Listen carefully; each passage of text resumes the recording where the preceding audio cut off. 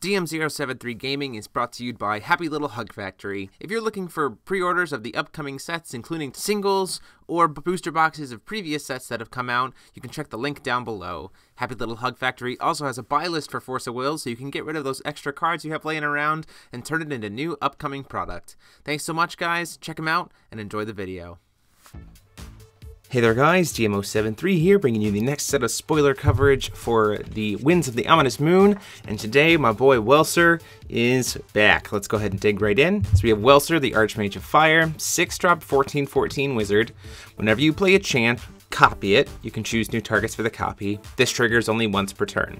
So it's an instant kind of little duplication effect, right? Which is pretty cool, I think, for cool burn spells or lots of interesting things.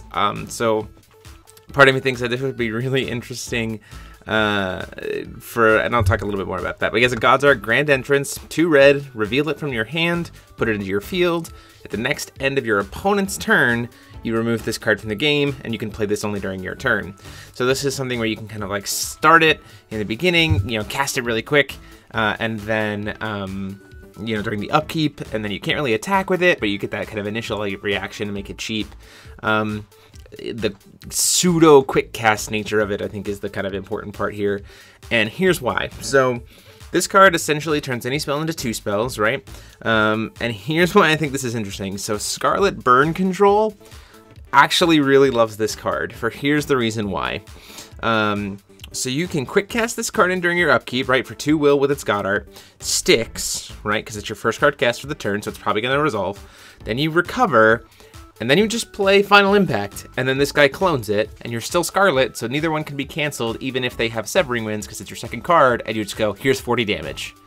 Off of this card, which you're probably playing as like a 3 of in that deck, and then a single copy of Ancient Impact.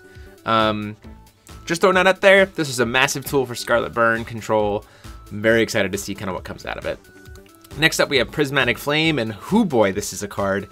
It is a 1-drop chant quick cast that its natural base effect, so let's start there, is this card deals 300 damage to target J/Resonator.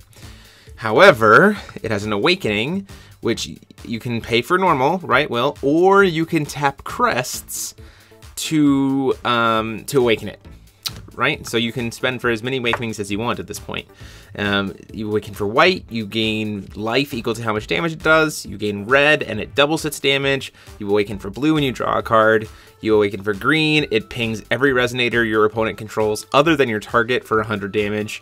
And then you can pay black, and this card deals 300 damage plus an additional 100 damage for every resonator your opponent controls other than this card's target to your opponent. So let's look at that. 300 damage, right?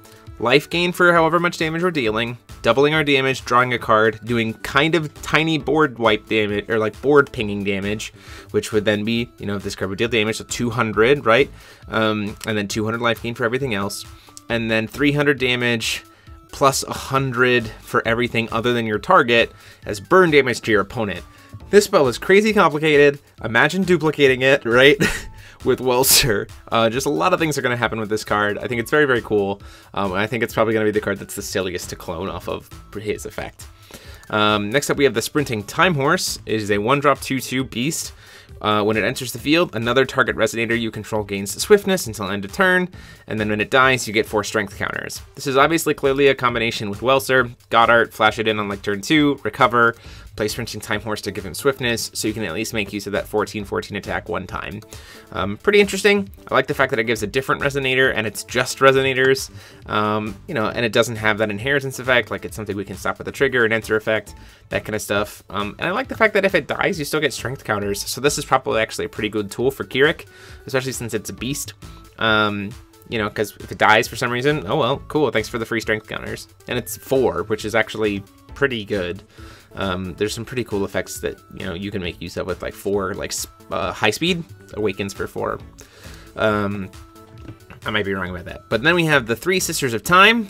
So our friends are back, which is really interesting to see. Baldandi, Skuld, and Earther, however she was pronounced, come back. 4-drop 10/10 Myth. That's interesting. And at the beginning of the main phase, you choose one of these 3 effects at random. So you either remove the top card of your game and you can play it until the end of the turn, pay 1 fire less to play your next enchant this turn, which means you could potentially play a card for free, or your opponent can't play chance until the end of the turn. So it's always random, which inherently is bad, right? Because you never know if it's going to stick with what you want. But like thematically wise, with the 3 sisters, that's kind of cool. So that's pretty interesting to me. And then we had 2 other spoilers that were dropped kind of in between. We have this card, Honorable Thief Guild Member, 4-drop, 9/10. At the beginning of your turn, you just gain 100 life for each card in your hand. Pretty interesting.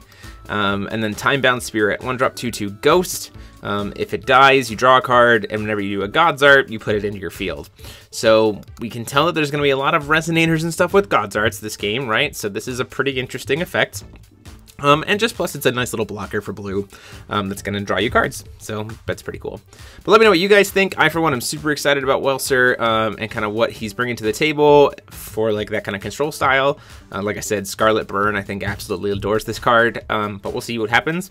Let me know what you guys think in the comment sections down below. And until next time, this is DMO73 signing off.